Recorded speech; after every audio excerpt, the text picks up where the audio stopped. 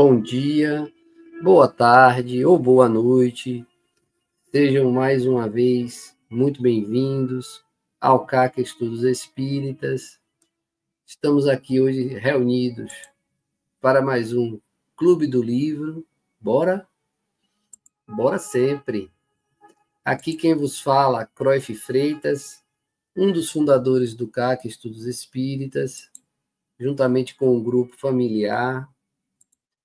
Aqui você vai poder seguir o CAC nas redes sociais e lá no Instagram é o @CAC Estudos Espíritas e também no YouTube, se inscrevendo no canal e ativando as notificações, ativando o famoso sininho. Então, meus amigos, mais uma vez aqui reunidos, aí o nosso slide padrão de CAC, para quem ainda não sabe, Kardec, Amor e Caridade. Estamos aqui reunidos para a divulgação da doutrina espírita e hoje continuaremos o nosso Clube do Livro desta obra Nos Domínios da Mediunidade. Esse é o meu exemplar. É uma obra ditada pelo espírito André Luiz e psicografada por Francisco Cândido Xavier. E estamos no capítulo 12, que tem como título Clarividência e Clareaudiência.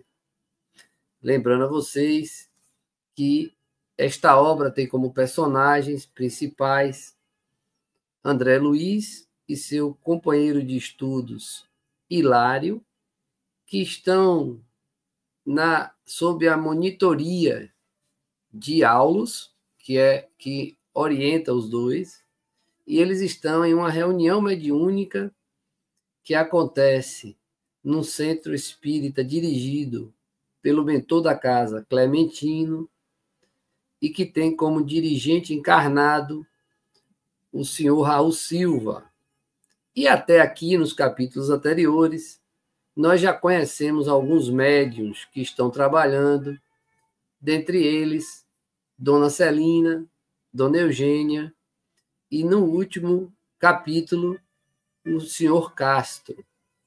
E hoje nós vamos, então, iniciar a leitura do capítulo 12 para tratar da clarividência e clareaudiência, que são capacidades mediúnicas / anímicas, a depender da situação, em que o encarnado consegue claramente, por isso clarividência, clareaudiência.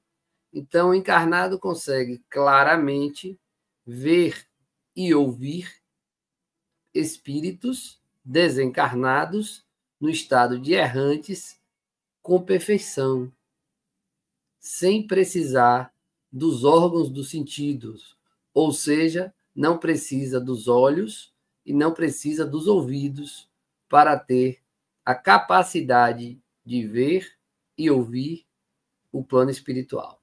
É sobre isso, principalmente, que nós vamos falar hoje durante a leitura deste belo capítulo.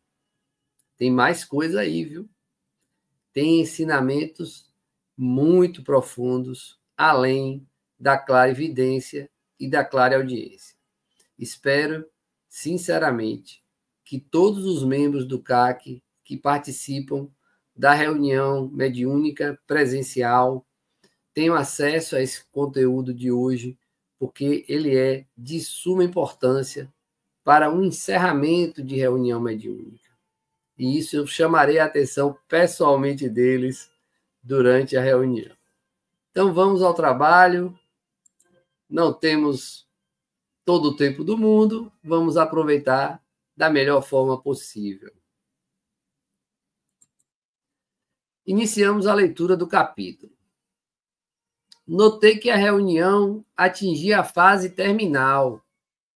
2 horas bem vividas haviam corrido céleres para nós.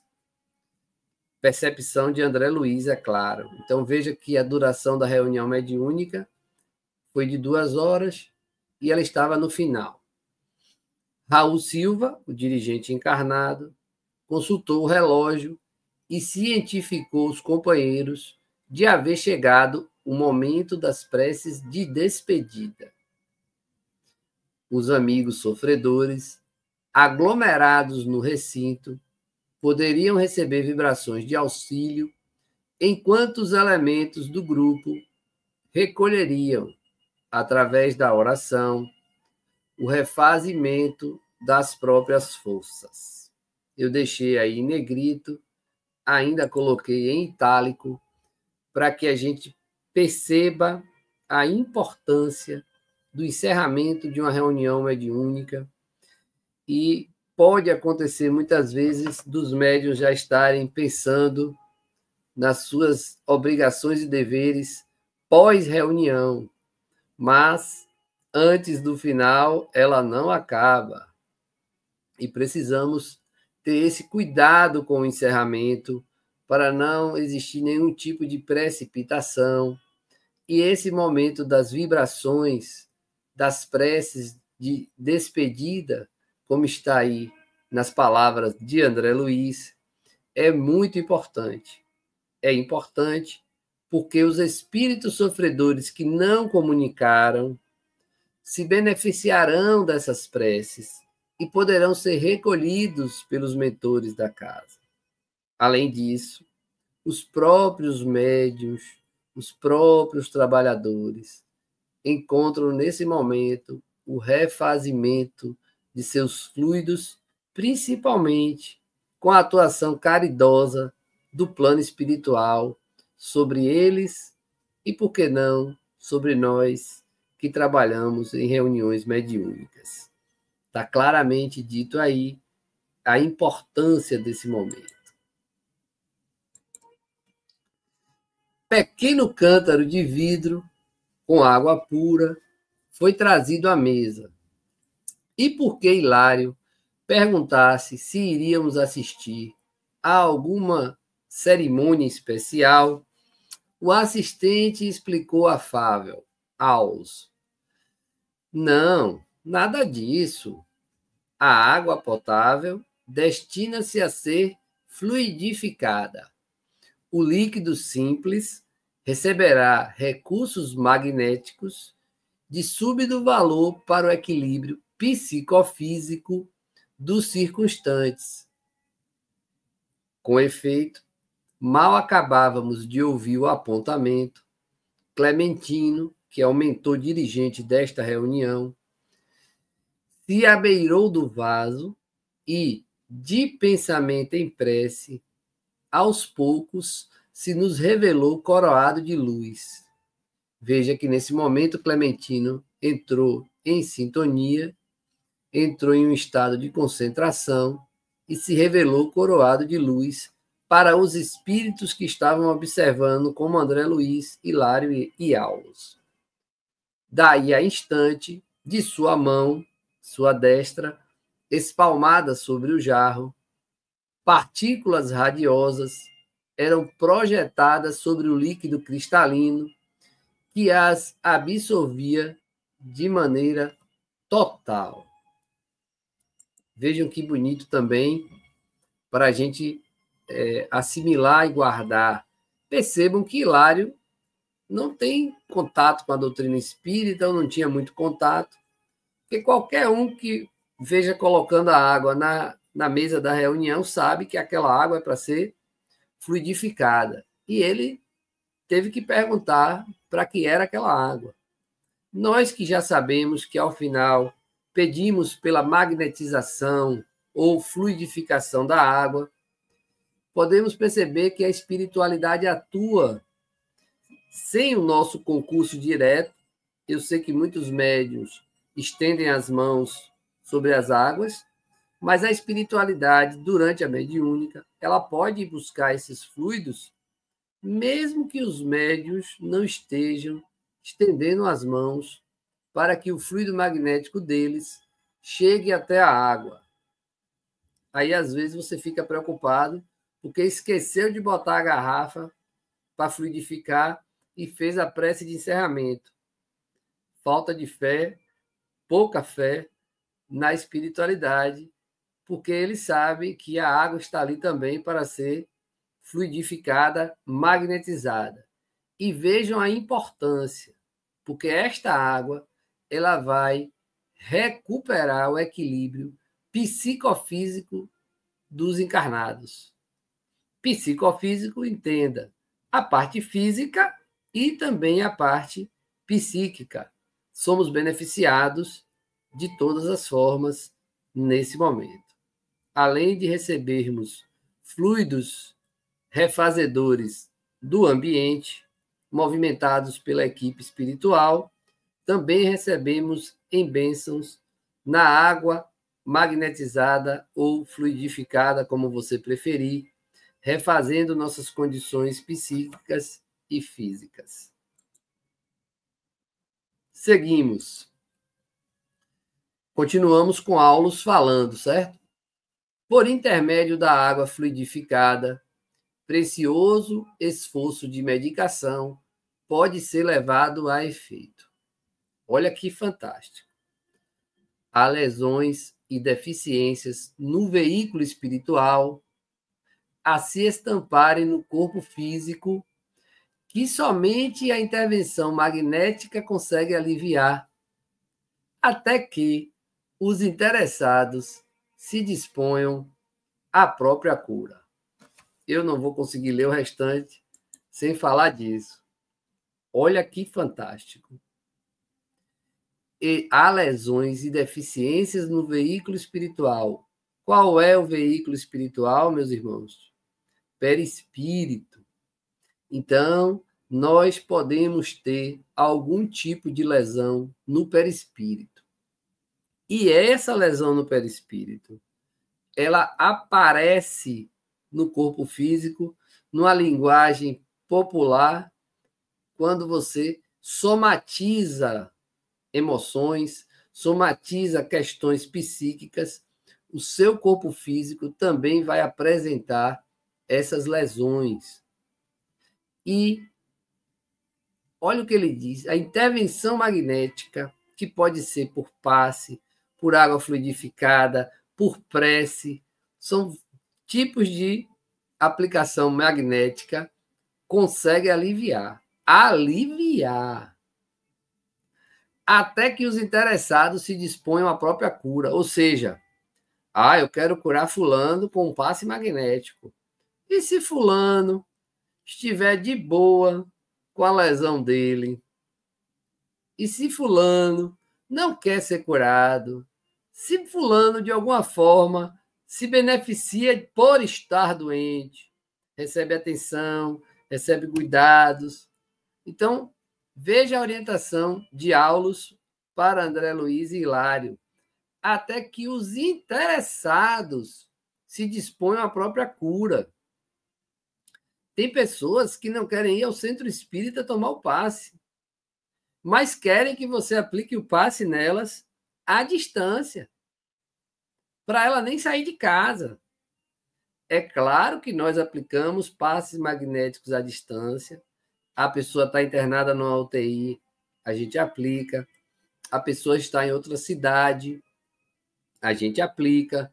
Mas a pessoa mora na rua do centro e quer receber à distância. Deus nos perdoe a falta de caridade, mas a gente tem que esperar que a pessoa realmente decida obter a cura. Vamos continuar.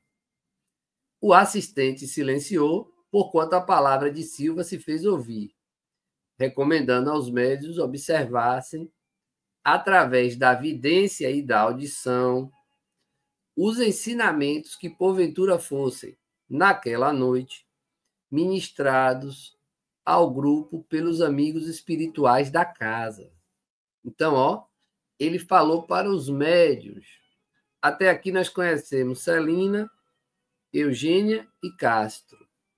Então, esses deveriam estar atentos para identificar se os mentores passariam, através da vidência e da audição, algum tipo de orientação, algum tipo de ensinamentos.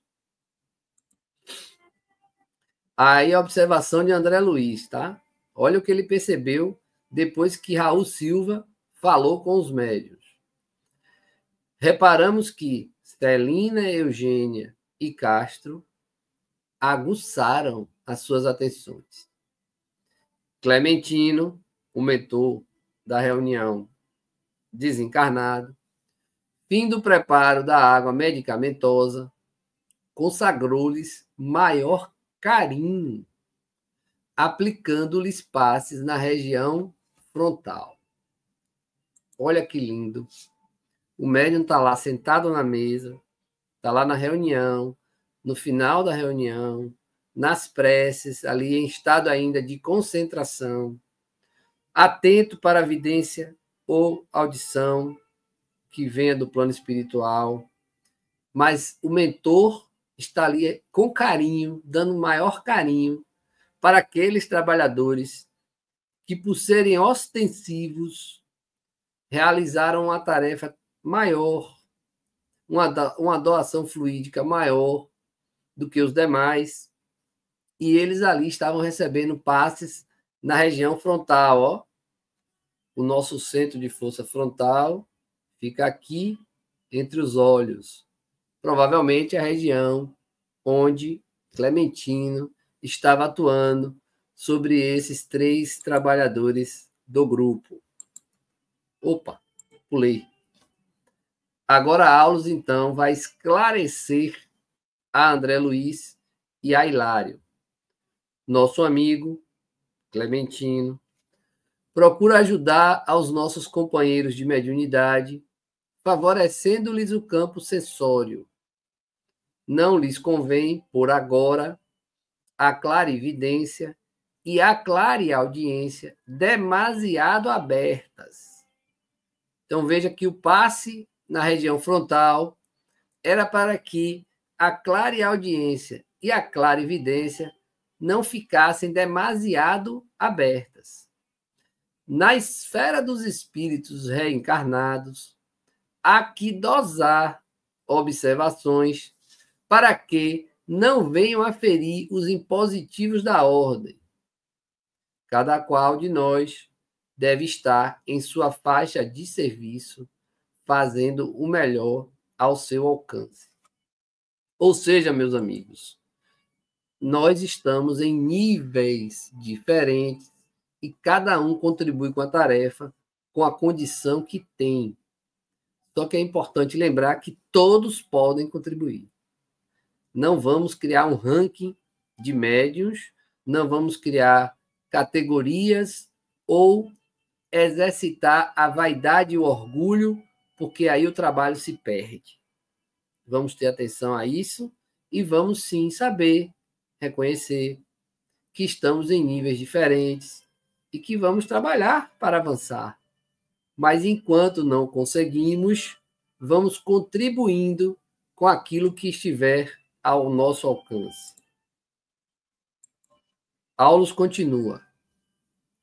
Imaginemos um aparelho radiofônico terrestre, um rádio, coletando todas as espécies de onda em movimento de captação simultânea.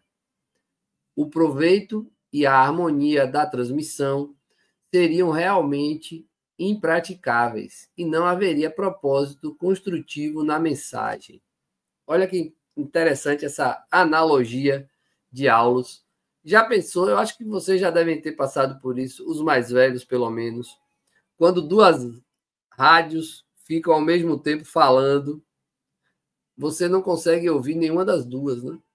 Então, a intenção desses passos frontais nos médiuns era para que eles não tivessem demasiado abertos os campos sensórios para não darem esse problema de ficarem vendo e ouvindo tudo simultaneamente, como seria no caso do rádio. Aí eu coloquei, inclusive, aí em negrito, olha que legal. Um médium, pois, não deve demorar-se com todas as solicitações do meio em que se situa, sob pena de arrojar suas impressões ao desequilíbrio, a menos quando, por sua própria evolução, consiga sobrepairar ao campo do trabalho, dominando as influências do meio e selecionando-as, segundo o elevado critério de quem já consegue orientar-se para o bem e orientar aqueles que o acompanham. Então, vejam, o médium só deve estar aberto a todo e qualquer tipo de informação durante a reunião se ele já estiver em um nível de desenvolvimento e capacidade para saber não só se controlar, como também orientar aqueles que estiverem acompanhando o trabalho. É óbvio que isso exige tempo e muita experiência por parte do medianeiro. Em frente, meus irmãos, Hilário refletiu um momento e indagou. Os trabalhos mediúnicos, porém, são rigorosamente iguais nos 3 instrumentos sob nosso exame. E aqui eu dou um parêntese para mostrar que Hilário não fala nem o nome das pessoas. Os instrumentos, os 3 instrumentos, nós somos instrumentos. Vamos nos acostumar com isso. Como instrumentos, podemos melhorar e facilitar o intercâmbio com o plano espiritual, mas somos instrumentos. Aulus vai responder a Hilário: isso não.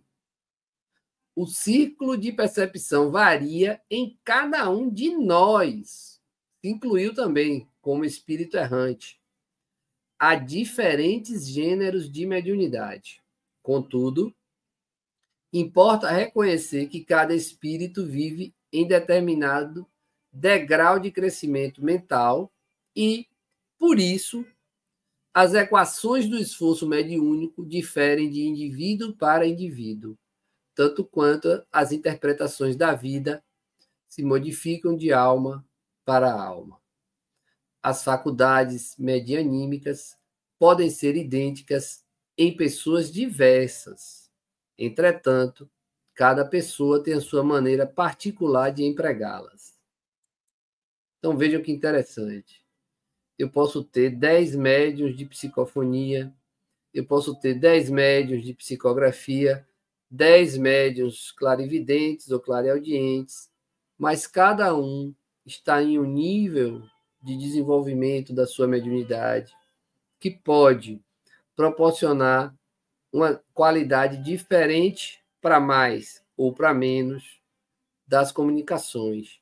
Conscientes disso, não podemos aqui desprezar nenhum tipo de trabalhador e, pelo contrário, incentivar aqueles que já alcançaram um bom degrau no caminho do progresso e, mais ainda, aqueles que estão iniciando na tarefa.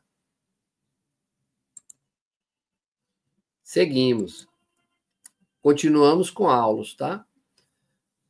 Um modelo, em muitas ocasiões, é o mesmo para a grande assembleia de pintores. Todavia, cada artista fixá-lo-á na tela a seu modo, a forma como os pintores treinam, né? Colocam um modelo e cada um vai pintando da sua maneira.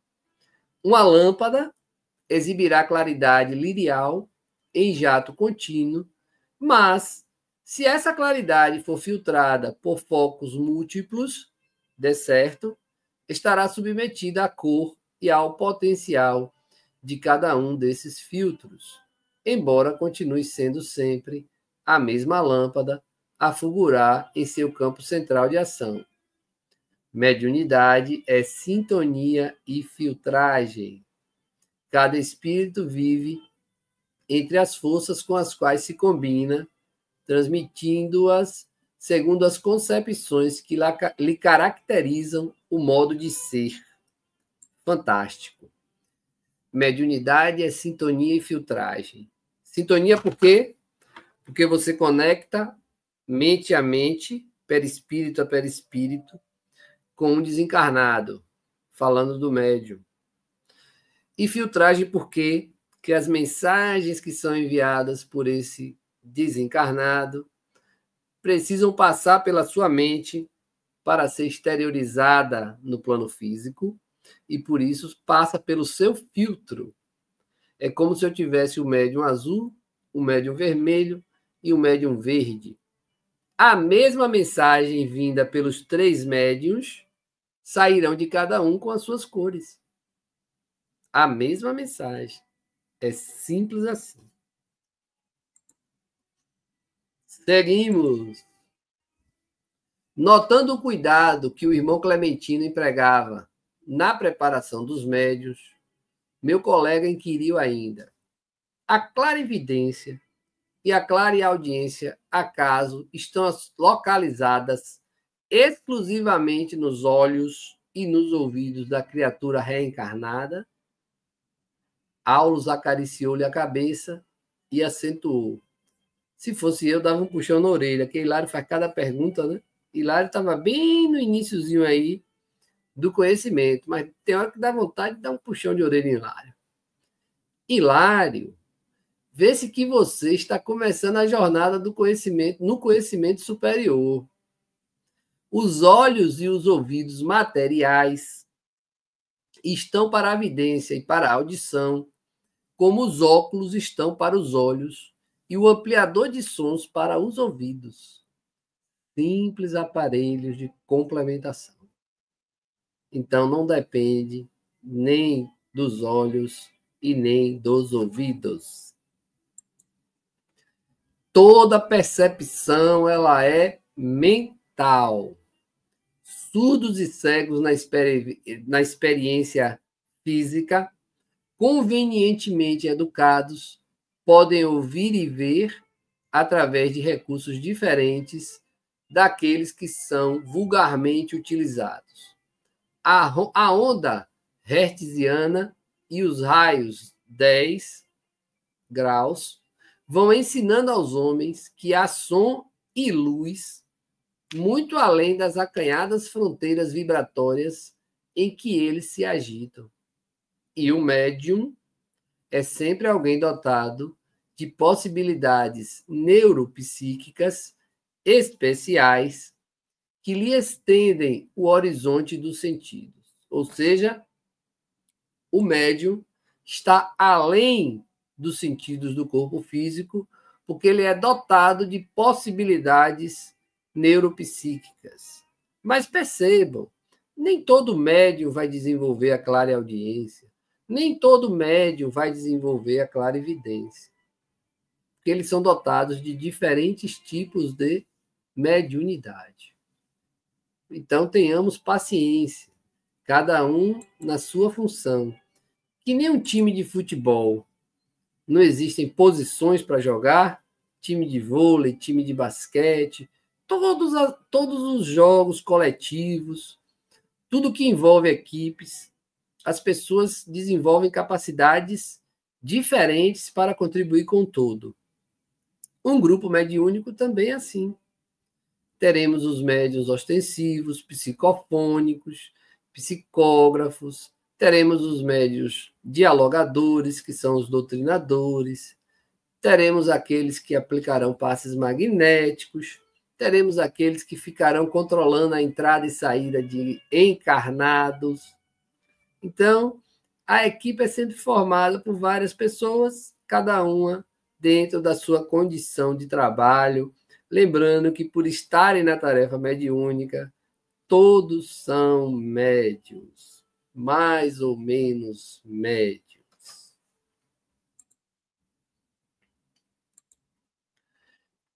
Meu companheiro fixou o gesto de quem aproveita a lição, mas observou reverente.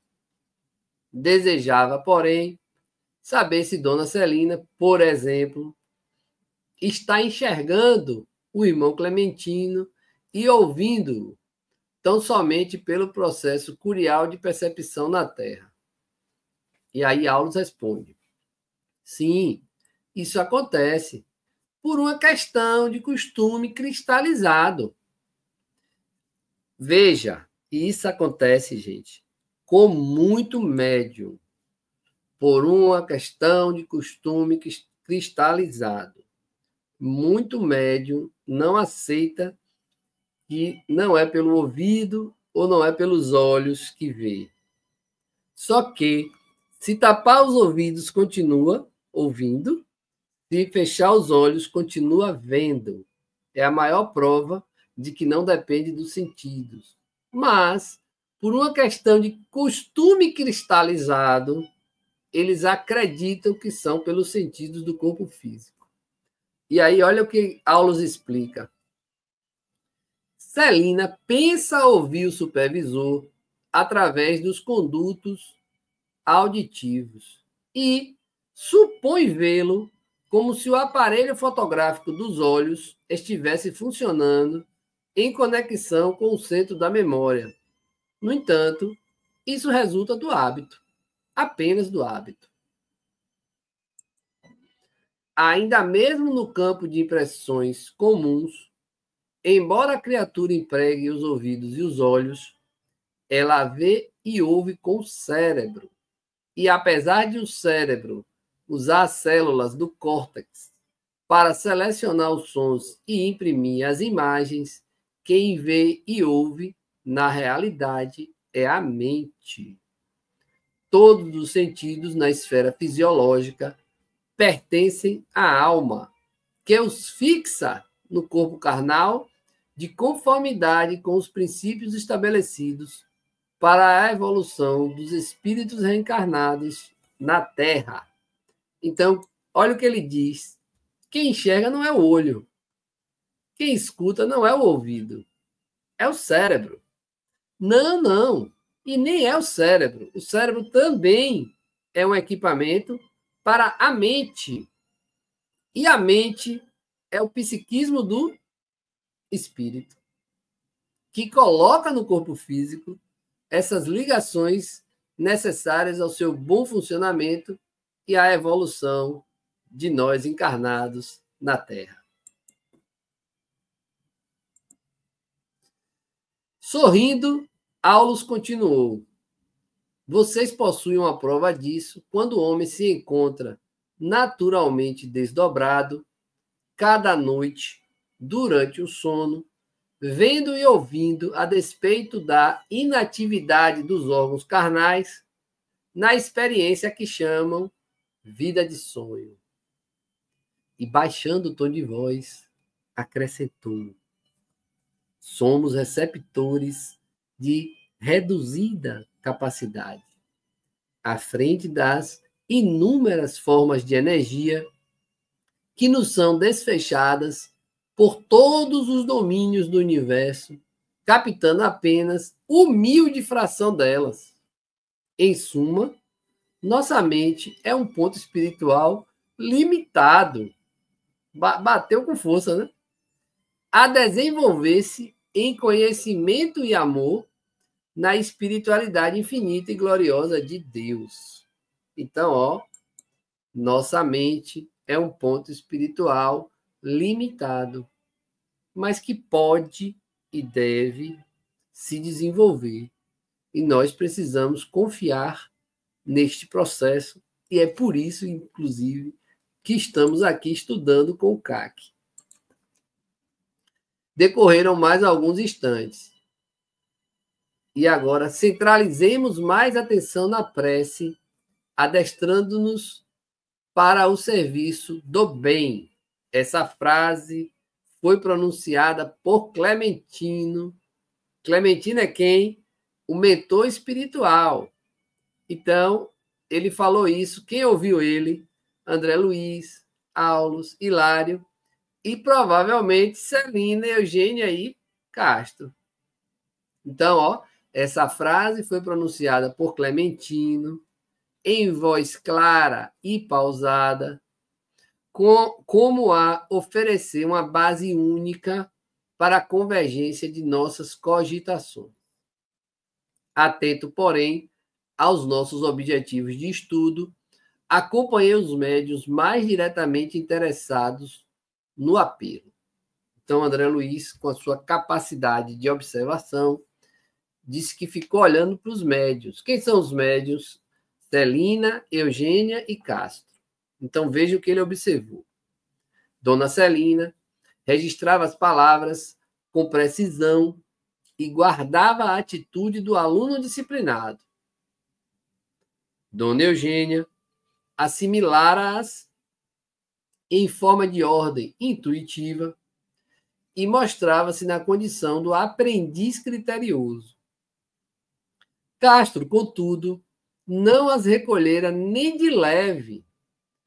Com permissão do supervisor, pusemos-nos em tarefa de análise.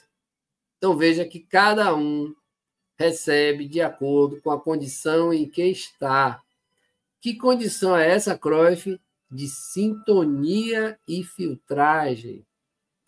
Veja que Celina recebeu as palavras com precisão, a Dona Eugênia como uma forma intuitiva, e Castro nem passou um ventinho perto dele, porque ele não observou foi nada. Cada um dentro das suas possibilidades. Observei que, sutilmente ligados à faixa fluídica de Clementino, os três médiuns, cada qual a seu modo, lhe acusavam a presença. Então, fluidicamente, Clementino estava conectado com os três, mas cada um observava essa presença de um modo. E aí nós vamos falar agora dos três de novo. Dona Celina anotava-lhe os mínimos movimentos à maneira do discípulo diante do professor. Dona Eugênia lhe assinalava a vizinhança com menos facilidade, qual se o distinguisse imperfeitamente através de um lençol de nebulosidade. É como se tivesse uma nuvem na frente, assim, ela visse que ele estava ali. E Castro, embora o visse com perfeição, então veja que Castro conseguia ver, melhor inclusive que Eugênia, mas ele parecia completamente alheio à influência do instrutor.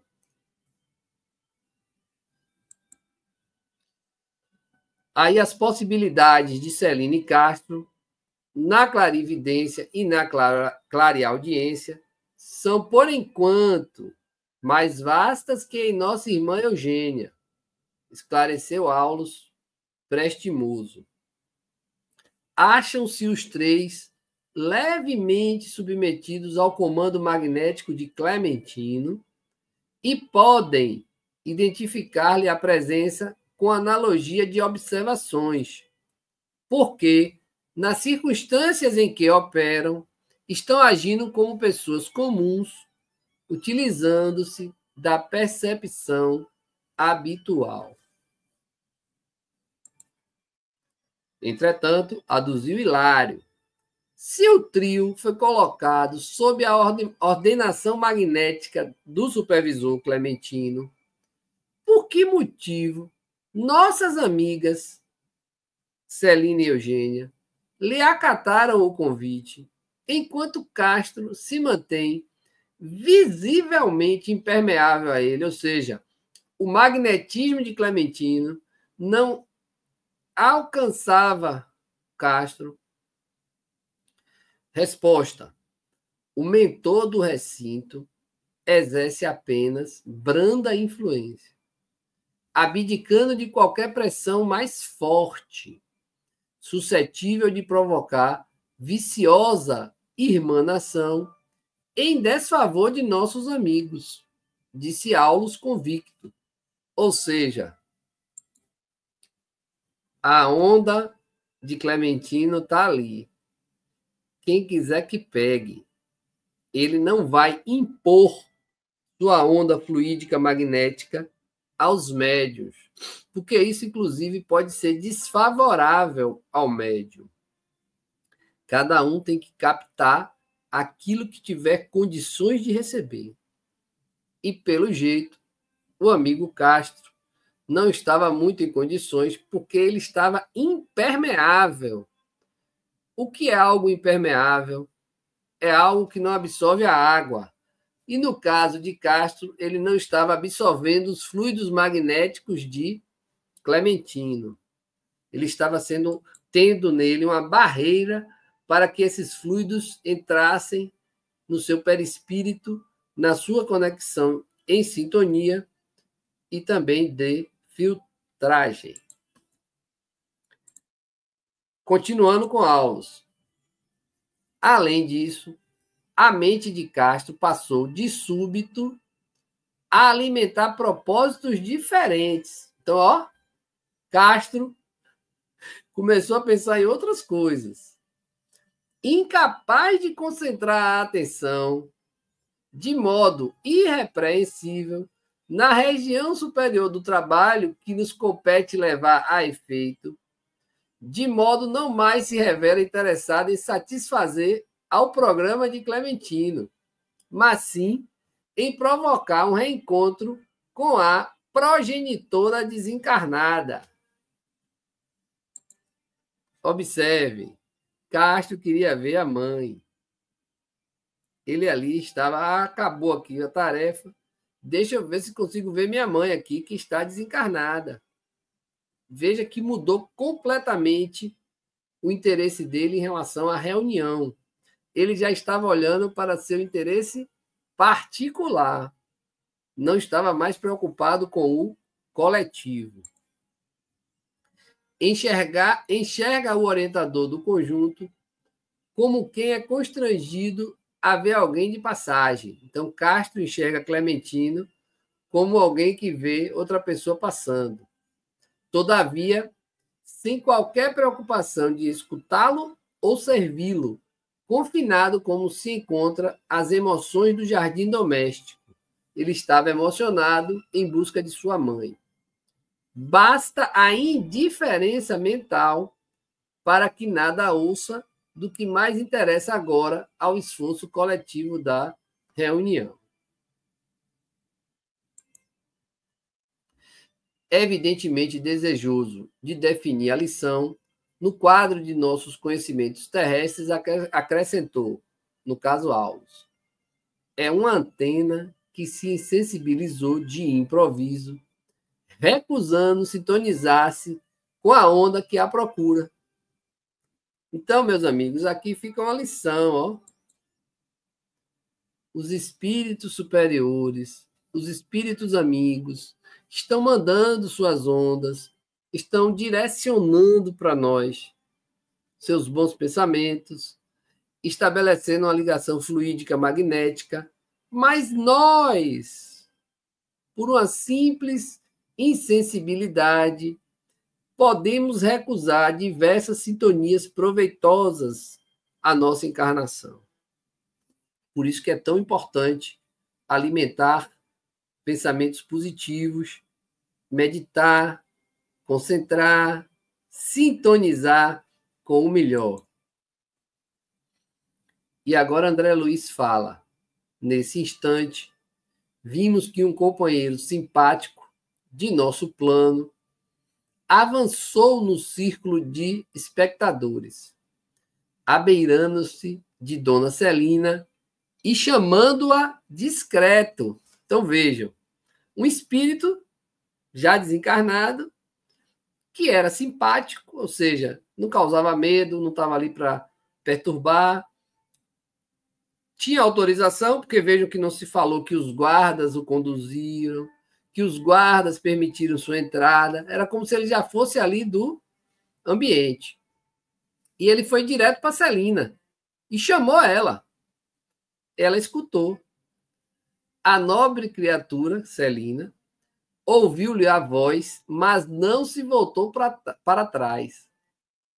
Entretanto, respondeu-lhe em pensamento, numa frase que se fez perfeitamente audível para nós, ou seja, os espíritos escutam os nossos pensamentos.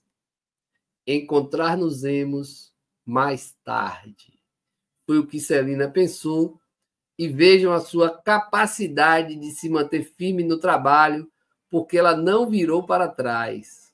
Ela já reconheceu a voz e respondeu: encontrar-nos-emos mais tarde.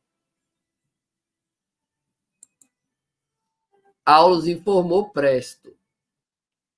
É o esposo desencarnado de nossa irmã que a visita.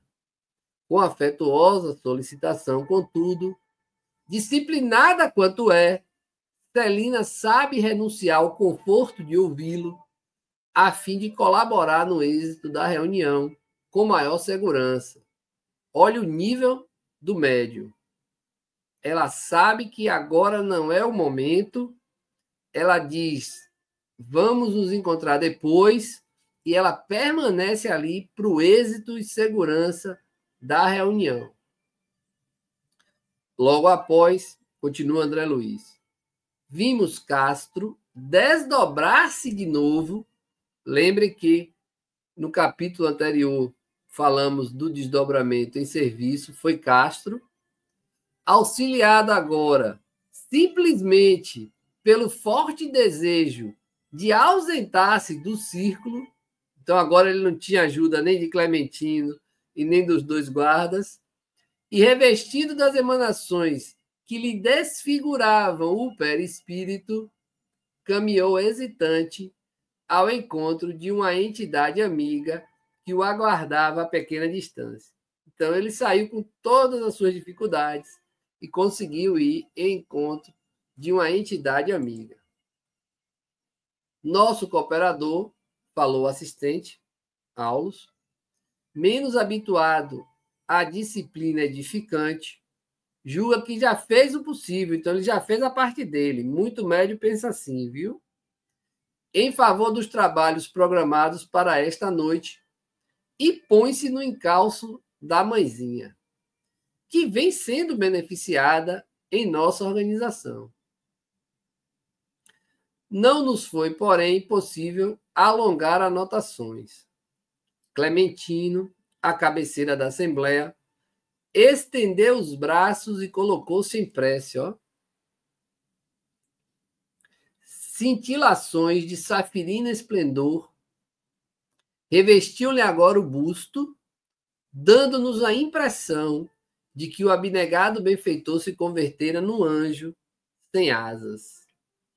Veja a quantidade de luz que começou a emanar de Clementino e que estava em prece. E assim ele começou a resplandecer e iluminar o ambiente. Em momentos ligeiros, verdadeiro jorro solar desceu do alto, coroando-lhe a fronte, e de suas mãos passou a irradiar-se prodigiosa fonte de luz que nos alcançava a todos, encarnados e desencarnados, prodigalizando-nos a sensação de indescritível bem-estar. Nada consegui dizer, não obstante as perquirições que me esfuziavam o pensamento. O êxtase do mentor impelia-nos a respeitosa mudez. Todo mundo ficou calado. E aí eu aproveito para lembrar, senhores médiuns, que enquanto a reunião não acaba, vamos tentar manter o silêncio, vamos evitar conversar sobre as comunicações, vamos evitar falar mais alto, se tiver que falar. Tudo isso porque um momento como esse acontece no final da reunião, o mentor desencarnado recebe do alto a luz, transmite através dele para todos ali, encarnados e desencarnados. Olha o que André Luiz vai dizer. Olha que bonito. Aqueles minutos de vibração, sem palavras, representavam um precioso manancial de energias restauradoras para quantos lhe abrissem as portas do espírito. Ou seja, chegou em todo mundo? Não. Chegou em quem abriu as portas para receber. Quem já estava preocupado com outras coisas, não recebe. É o que eu conseguia depreender pelo revigoramento de minhas próprias forças. Olha a constatação. Por que André Luiz falou isso? Ele mesmo se sentiu mais forte depois daquele trabalho de 2 horas, onde na maior parte do tempo ele estava aprendendo e observando, mas ele foi inundado também por aquela energia, porque ele abriu a porta para isso. Ele permitiu que chegasse até ele. Seguimos. Terminada que foi a operação inesquecível, Raul, que é o encarnado dirigente, solicitou ainda alguns instantes de tranquilidade e expectativa.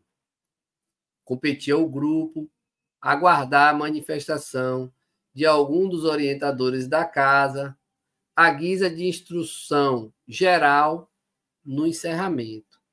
É o momento em que a gente pede que os mentores se manifestem e digam alguma coisa para consolar sempre nossos corações que, em geral, estão aflitos, desejosos de uma palavra amiga, de um encorajamento, de uma motivação. Então, é esse momento em que pedimos que eles nos enviem. E aí, Dona Celina rogou licença, pediu licença para notificar que vira surgir no recinto um ribeiro cristalino, em cuja corrente muitos enfermos se banhavam. Então, ela viu surgir um riacho, e nesse riacho, os espíritos que estavam em sofrimento estavam sendo banhados. E Dona Eugênia seguiu-a, explicando que chegara a contemplar um edifício repleto de crianças entoando hinos de louvor a Deus. Então, cada uma viu uma coisa diferente. Olha o que vai acontecer. Registramos semelhantes comunicados com surpresa. André Luiz, viu? Ele ficou surpreso.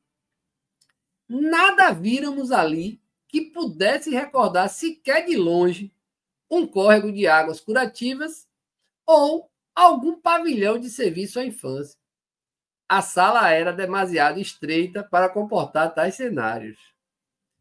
Fitando-me intrigado, Hilário parecia perguntar se as duas médiuns não estariam sob o influxo de alguma perturbação momentânea. Olha que fantástico.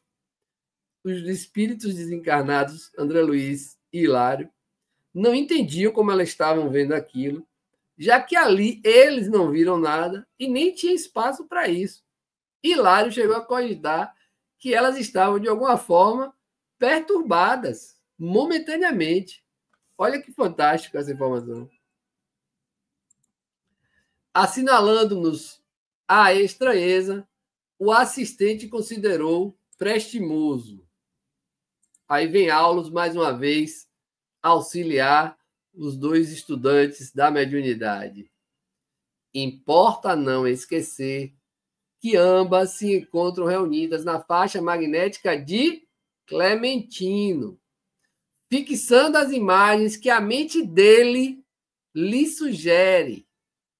Viram-lhe os pensamentos relacionados com a obra de amparo aos doentes e com a formação de uma escola que a instituição pretende, em breve, mobilizar no socorro ao próximo.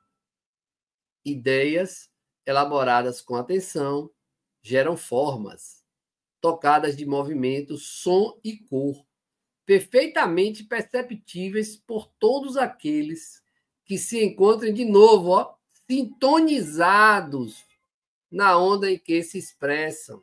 Então, elas estavam vendo os planos para a instituição que estavam na mente de quem? Do mentor do trabalho, o desencarnado Clementino, que estava permitindo que elas acessassem os planos para a cura de enfermos e para ajuda a crianças. Não podemos olvidar que há fenômenos de clarividência e clareaudiência que partem da observação ativa dos instrumentos mediúnicos.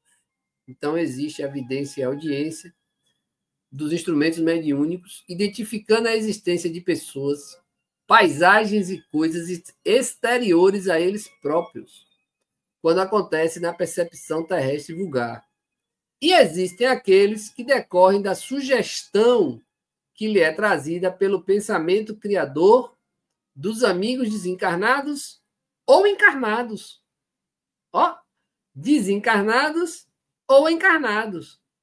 Estímulos esses que a mente de cada médium traduz segundo as possibilidades de que dispõe, favorecendo por isso mesmo as mais díspares interpretações.